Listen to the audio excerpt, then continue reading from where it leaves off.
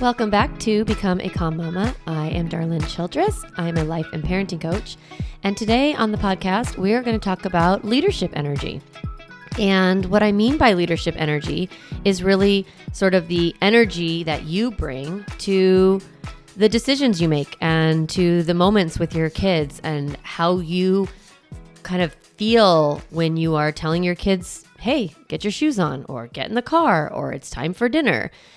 And what I've noticed is that some parents, particularly moms, come to that moment without a lot of leadership energy. They're a little bit more like, hey, everybody, you guys want to get in the car now? Or whatever, a little more casual, a little less confidence. And what, I want to talk about in this episode is what ends up happening to you, to your kids, and how those moments often don't go well, and give you some tools and strategies that will help you cultivate that internal leadership energy and show you all the benefits of what will happen when you bring that kind of energy to these parenting moments. So before I get into all the strategies, I want to talk to you about the first time this dawned on me, this idea of parent leadership. And I was actually driving in the car with a friend and we were talking about parenting, and this was years ago.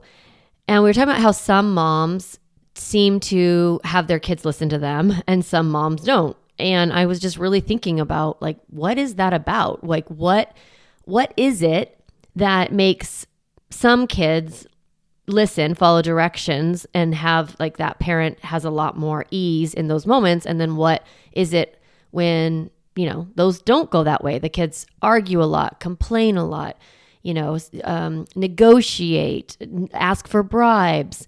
And I started thinking about what sets, these two types of parents or parenting strategies apart. And I came up with this idea of leadership. And there are some people who internally have a leadership energy about them. And that means, what is a leadership? What does that look like? It's there are certain individuals that seem to be able to get people to work together towards a desired outcome, that they are the person with the vision and the person with the plan, and they also can motivate the individuals to have people follow them. And that's cool, right? We love leaders, and some of us are and some of us aren't in our regular lives. But when you bring that leadership energy into your parenting, that is when I see a lot more compliance and ease and less chaos and less, arguing and all of that in a family. I want to talk about this for a second because it's for a long time, for previous generations, women weren't really cultivated to become leaders, right? And if you are a strong personality and you have a leadership energy, it can be hard sometimes because people can interpret women who act that way as being bitchy, as being bossy, as being difficult, as not being on the team player, being too direct, all of that. For sure, I have been accused of those things throughout my whole life, and I'm learning to recover and separate sort of the patriarchal, feminist beliefs, how it is to be a woman in the world, and separating that out from my own personality and my own strengths and really allowing myself to cultivate, who I am inside. So I know I'm a natural leader, and I know that has created pain for me, and it's been squashed and it's been redirected and all of that. Now, some of you might have the same experience as me. You have a natural leadership tendency and, it's been squashed or you've been kind of guided towards believing that that's not valuable. Or you weren't really ever told you were a leader, or no one saw that in you, or you just are I'm not like that. That's not who I am. Okay. That's fine. I don't want you to change your personality. As a parent, you get to be who you are. You are the perfect mother for your children. You are the perfect person to lead your life, right? I absolutely believe in your innate ability to be an excellent parent. What I want to bring into this conversation, though, is that for some of us, we can be a little bit too passive in our parenting with our kids. And some of that is personality. Some of it is people pleasing. Some of it is a lack of belief that our children will listen to us. And we show up in these moments. And like I said, we bring in sort of a, hey, everybody, do you guys want to have dinner now? Or, we bring the nice voice of like, come on, come to dinner, please. And there's underneath that, sometimes there's confidence, sometimes there's leadership, sometimes there's a little bit or a lot of like, now is dinner is coming. This is the time for dinner, take it or leave it, right? Now's the time for shoes. We're getting shoes and socks on. We're getting in the car. We're leaving on time. And that's just inevitable, right? Or at least we're leaving. You can't always control the time. So for some of us, we bring in this confidence, this undercurrent of leadership energy of like, this is what's happening. I have thought about it. I know what's best. I'm the grown up. I'm in charge. And then for some of you, that is really hard to catch inside of you. Maybe socially or, in work or whatever, you're not like that. It's hard for you to use a strong voice. I want you to start to separate out how you are kind of in the world or like with your peers and bring in how you are with your kids while we talk about this. Because I just think about all these parents in homes, right, in between four walls, and they're working within a system with their children, you and the children, or you and your partner and the children, and someone has to be in charge. Someone has to be the leader. And it needs to be whoever is taking care of the children, right? The children should not be in charge. The reason that your kids shouldn't be in charge is because it actually is upside down because they're children. They don't know what's best. They don't understand time. They don't understand money. They don't understand diet or nutrition or sleep or anything, right? They're kids. But also because biologically, neurologically, they are wired to look to the adults around them for safety and to be taught. They actually want to be guided. They know on a primal level that they are kids. They understand that they need grown-ups. They are wired to attach to the adults around them so that they feel safe and that they can survive in this world, right? Because they're vulnerable. They're little kids. Now, when we ask them to, put your pajamas on, get dressed, go upstairs, get in the bathtub, clean up your toys, get ready for practice, do your homework. When we tell them what to do, they are also human and they have their own authentic selves and their own desires and their own interests and their own personality and all that. And they don't want to. And that's what I call resistance and a little bit of protest. Now, what I see is that when moms or dads tell their kids what to do and their kid sort of resists and they ignore or they say no or they complain or they start negotiating or they whine, that it can bring up inside the parent this feeling of powerlessness, this feeling of, oh my gosh, like they're never listened to me and I don't have control over these kids. And it might not be conscious thoughts. You might just have like a subtle feeling of powerlessness. And when that happens, you are starting to slip out of your leadership energy. When you're starting to feel that powerless feeling, that overwhelmed feeling, that anger, that resentment, it really is coming from this place of like, I'm not in charge here. I don't have quote unquote control over this situation.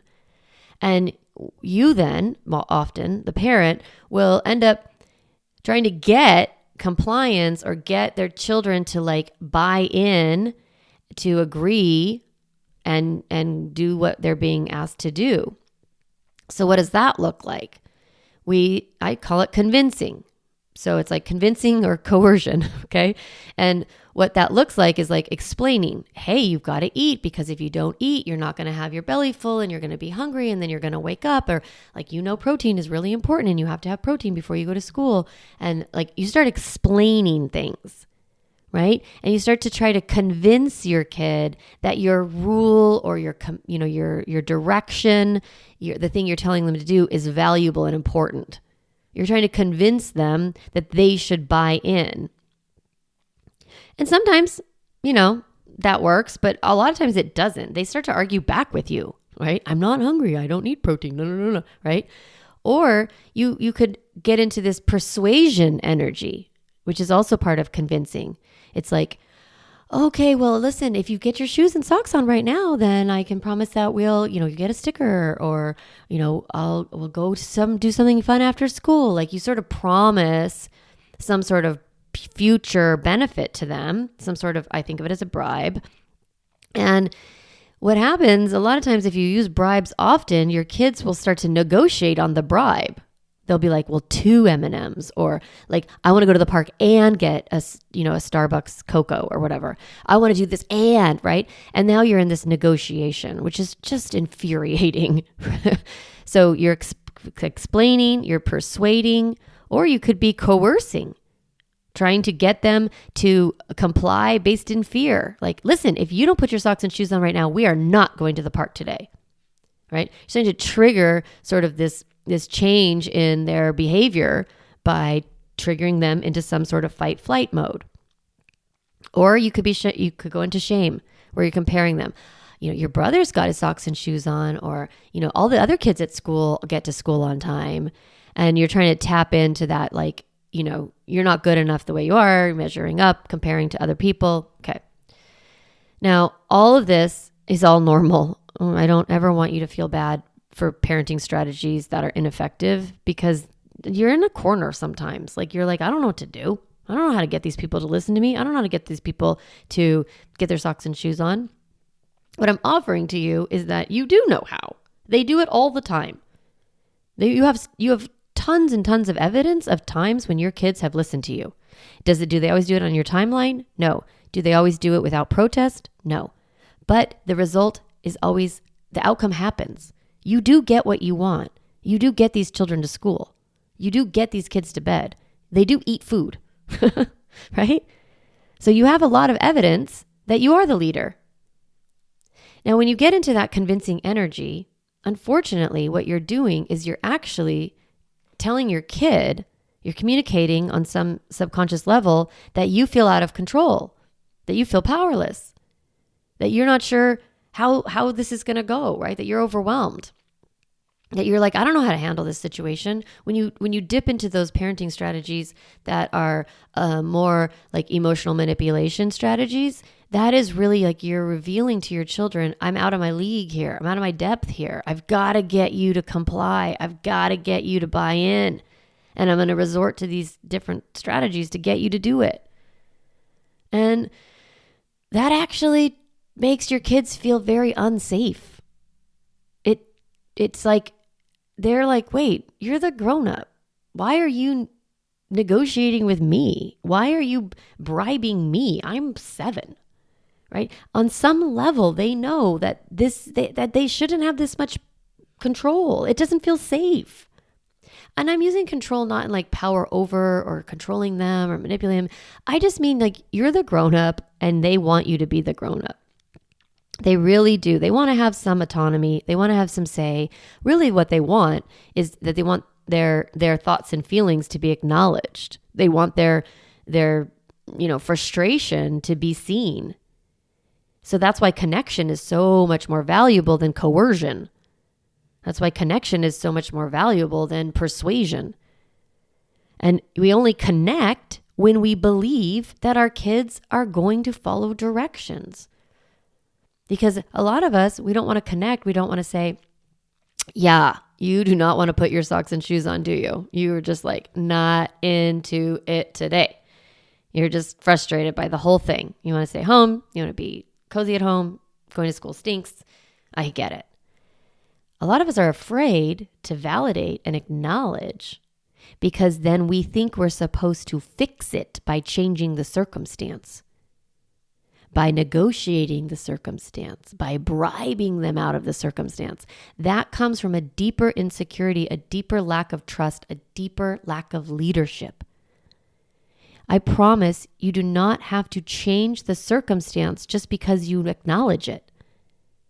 That's not what a leader does. A leader doesn't walk into work and say, none of you guys want to clean up? I was thinking my son, he worked at In-N-Out. It's like, none of you guys want to bust these tables and take all these trays? Let's just not do it today. Like, no, right? the leader comes in and is like, we got to get this done. Let's do it fast. Let's do it with some energy. Like, who wants to do it first? They kind of bring in these strategies, but they're like, at the end of the day, the tables are getting bussed. The trays are getting put, by the trash cans or whatever. So a leader doesn't think they have to change the outcome in order to get compliance. They work within the energy that the person is experiencing. That's connection. So the cool thing is that when you are in your leadership energy, when you feel that confidence, I think of the opposite of convincing is confidence. Like 100% these people are going to school. 100% this kid's going to bed. 100% they're going to eat or not eat. Like 100% I'm putting this food on the table and like that's what I'm doing. A leader has clarity about what is happening, what's best. They have like a big picture idea of what's happening, what needs to happen, what's best, right? And she's committed. The leader's like, this is inevitable. Like I don't know how many times I'm going to get, I don't know how long it's going to take necessarily. You can't always control the timing, but it's like the inevitability of the thing that is going to happen is happening. Like, that means like, of course you're going to take your kids to school. Of course they're going to go to practice. Of course they're going to put their pajamas on. And actually that ends up happening most of the time. Even if you really observe this pattern in your family, you'll be like, oh yeah, no, I do get what I want. Like I do get the result. Like I am capable. I am the grown up. I do know best. Right? So when this parent leadership, like what am I talking about when I talk about leadership energy? It really is these 4 traits. I'm going to go through them. Clarity, commitment, confidence, and calm. Okay. So I'm going to break those down. All right. So clarity, I've kind of already talked about it a little bit. It's like you are in your leadership energy of like, I know what's best. I know how I want this, afternoon to go or this week to go or like this moment to go. Like you have a lot of experience. You are a grown up, right? You know better what is good for your kids than their kids do. And like, if you don't know what's best, you know how to get answers. But in general, you kind of know what should happen, right? Like kids should go to sleep around this time and they should get up and they should eat like around this time. They should have this food. They should probably wear socks when it's raining outside, right? Like you're grown up. You got to know how things should go. And so when you're clear and you are in that like, yeah, no, I know what's supposed to be happening here, then your kids can actually borrow that feeling of like confidence and clarity that you're bringing to the moment. They might protest, they might, resist a little bit. They might show some of their feelings about the thing. But as a parent leader, you know that feelings come and go, that feelings are okay, that there's no problems with feelings. You can acknowledge feelings without changing your goal. You can acknowledge feelings without having to negotiate with them or make a bribe or a promise or threaten them or coerce them in any way. You're just like, yeah, I know this is hard. Of course. Yeah, you can do it. It's so amazing when you do that, how quickly the child often, especially after a few times of the child being in the calm mama process, they're like, yeah, it's not okay. I'll put my socks on. Or they'll be like, I'm going to put my socks on over here. Or I'm going to put my socks on in the car. Like they kind of like want to get their little agency and autonomy back, and they create a little, like way that they're going to do it. It's like, okay, great. As long as, get in the car. Great. No problem. Put your socks on. She's like, great. Do it over there. Fine. Right. We don't have to win or like, it has to be exactly our way. It's like, as long as the big picture is happening, we have clarity about the big picture. We know how the moment's supposed to go. It's like, don't sweat the small stuff. Yep. Move forward. Okay. So that clarity is part of being a leader. Another part is commitment, just being committed to the outcome. And I want to talk about this for a minute. So it's like, yes, we're going to school. Yes, you're going to practice today. You signed up for this class. You're going to this class 7 times, like, because we signed up for it, whatever. And you have clarity, like what you want, why you signed up, And then you have commitment. Now, I want to allow you some flexibility in these moments because sometimes we get more clarity in a moment and we're like, okay, this person, I cannot take this person to ceramics today. Like they are a disaster. they are crying, screaming, like I might need to bag it. Like I might need to just, recalibrate this moment. And sometimes you might feel like the kid is getting away with it, or you're not being strong enough, or you're being too permissive. I think of it as rescuing. I think of sometimes we rescue ourselves and sometimes we rescue our kids, and that's okay. That some rescuing happens in families all the time and it doesn't ruin anything. You're not like having to start all over from scratch with your limits and with your, teaching them, how to listen to you and all those things. Sometimes it's just like things aren't going to work out, and that's fine. But be on to yourself if you're committing, if you're like going against your commitments over and over and over, like if you keep rescuing, then that means that probably you're lacking some confidence and some leadership, and we want to work on that. Like you want to join the Emotionally Healthy Kids class, or if you've already taken the class, like sign up for one of those Calm Mama Club private sessions and get support. If you've not been in the programs, book a consult with me, because there is some parts for all of us that we need help growing this leadership energy. We need help figuring out clarity. Like sometimes I sit with moms and I'm like, what do you want your morning routine to look like? And I start by asking, what do you want? Like perfect world, unicorn day, magic wand, what do you want? That question is so powerful. It's like, imagine you have super compliant kids, no weather issues, no problems with your partner, no time constraints. Like just picture it done, right? Like what do you really want? And then we build routine based on that, which is cool. So that's some of the things that I do with my clients. But you can do it by yourself. You don't need me. You can just be like, okay, what do I want? Ideal day, ideal moment, unicorn situation, magic wand, like whatever image you want. And then you kind of design, how do you want homework to go? How do you want dinner to go? How do you want bedtime to go? How do you want screen time to go? How do you want to handle morning routine? All those things that come up, bath time, whatever. So I love to help you find clarity and get committed by asking, what do you want? Okay. Then once you know what you want and you're committed to it, you build confidence in it.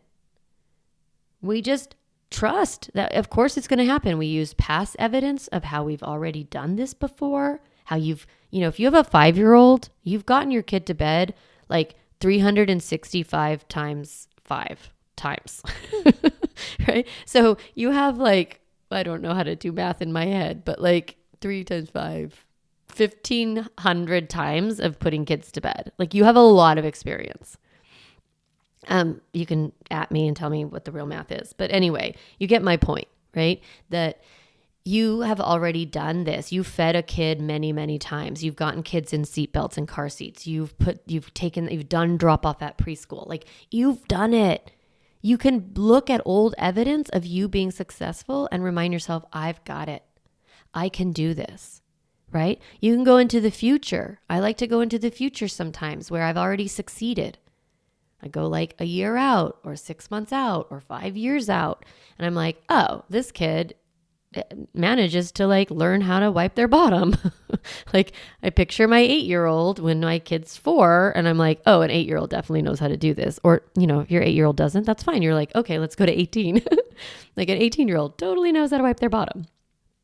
So we're going to build in that confidence by looking at the past success or looking at the future success. And feeling like it's going to get done and having that done energy. And when you're in that done energy, you are much more calm. So that's that 4th C. So it's clarity, commitment, confidence, and calm. Calm is like, I've got it. They've got it. We're fine. This isn't an emergency. I can slow my roll. I can connect here. Let me dig in a little bit. Like, what's this resistance about? Tell me more. Let's talk about these socks and shoes. It's so cool when you actually sit with a child and you're like, what's happening? I mean, even a teenager, like it doesn't have to be a kid. I do this with my teens, my young adults. I'm like, or my partner, my husband. I'm like, what's going on here? What's up? And like, you seem frustrated. Like, is there anything happening? And it's so cool with a little kid. You'd be like, they're like, these socks get stuck, or my teacher yells at me, or like, you like my brother more, like whatever stuff comes up, and you get to soothe that and like find thought errors and limiting beliefs and really calm that down and be like, yeah, or just acknowledge, yeah, no, it's hard. It's hard being 7. It's hard being 9. It's hard being 19. It goes a long way. I know some of you aren't quite sure if like compassion is quote unquote enough, or like if compassion works. And the truth is it does. It does soothe the nervous system. It helps shift emotion. We're not bypassing emotion. We're digging in and we're riding it out. So this leadership energy, when you don't feel like you absolutely need them to like obey and listen right now and like do what I said, right? When you're just like, hey, let's slow down. Let me calm myself. Let me get into like what's happening here. And then in my other podcast episodes and in program, I teach you how to set a boundary, set a limit. And the limit setting formula is just like, you're welcome to get in the car once you have your socks and shoes on. And that might seem so dumb than rather just saying like, put your socks and shoes on and then get in the car. But for some reason, the brain, when it is kind of told in a permissive way what it can do and like what's going to happen next, it sort of moves out of that emotional center, and you're not tapping back into like the primal part of the brain, the fight flight. You're really helping the brain reach towards cause and effect, towards sequencing, like this, then that. And the brain's like, oh, okay, so first I have to put my shoes on, then get in the car. And when it does that neural process, the brain is pre-deciding that that's what it's going to do.